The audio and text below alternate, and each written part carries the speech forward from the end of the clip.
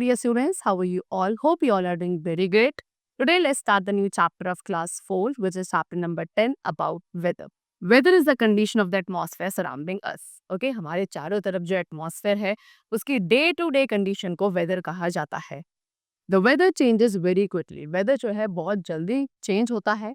It may be bright and sunny in the morning. Okay, हो सकता है कि एक दिन में morning में जो था आपका weather काफी bright and sunny था. Okay, and suddenly काफी dark and cloudy हो गया.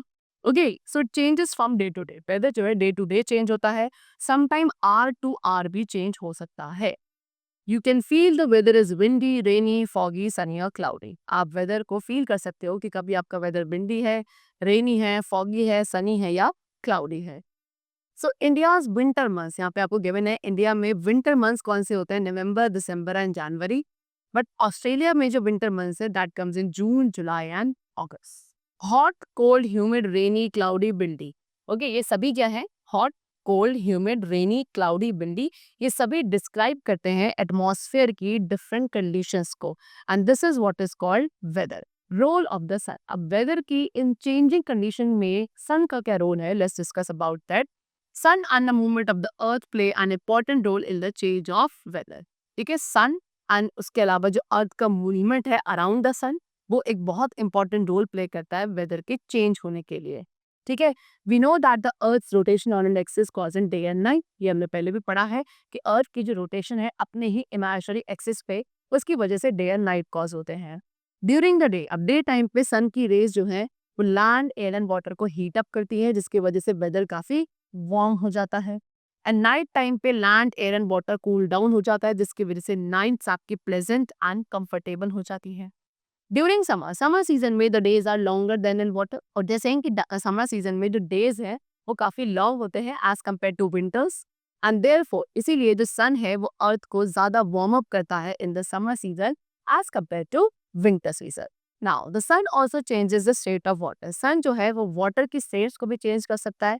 That is from ice to water and to water vapour and vice versa. This also brings about the change in the weather. And इसके साथ साथ हमारे changes में जो वेदर में जो चेंजेस आते हैं, that is also because of these changes in the states of water in our nature. There are 4 seasons. So India में majorly 4 seasons हैं, that is winter, spring, summer and autumn. We have rains in the monsoon. Monsoon में हमें rainfall मिलता है and monsoon जो है वो seasonal होते हैं. Usually they come at the end of summer season. Next is the water cycle. The sun heat warms up the water in the rivers and sea. So students, sun की जो heat है वो हमारी जो water bodies है, season, ocean, उसमें present water को warm up करती है, जिसकी वजह से वो वाटर जो है वाटर वेपर में कन्वर्ट हो जाता है. And this process of conversion of water into water vapour on heating is known as evaporation. Water vapour rises in the higher cooler layers of the atmosphere and changes into water drops. अब जब ये water vapour क्योंकि warm होता है, इसकी वजह से light weight हो जाता है एंड ये ऊपर की तरफ राइज अप होता है.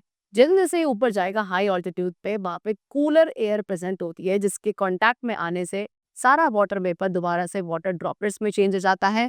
And this process is called condensation process. Water droplets join together to form clouds. पे ऊपर जाके सारी वाटर ड्रॉपलेट्स जो है आपस में जॉइन हो जाती हैं and then they form clouds. And heavy clouds burst every day. And जब इन क्लाउड्स के अंदर बहुत ज्यादा वाटर ड्रॉपलेट्स भर जाती हैं, तो सारा का सारा जो वाटर ड्रॉपलेट्स है एंड जो क्लाउड्स है वो बर्स्ट होते हैं एंड पानी दोबारा से नीचे आ जाता है in the form of rain water falls back on the land. उसके बाद वो सारा बारिश का पानी दोबारा लैंड पे आता है, वाटर बॉडीज में जाता है and this water is again converted into water vapour by the sun.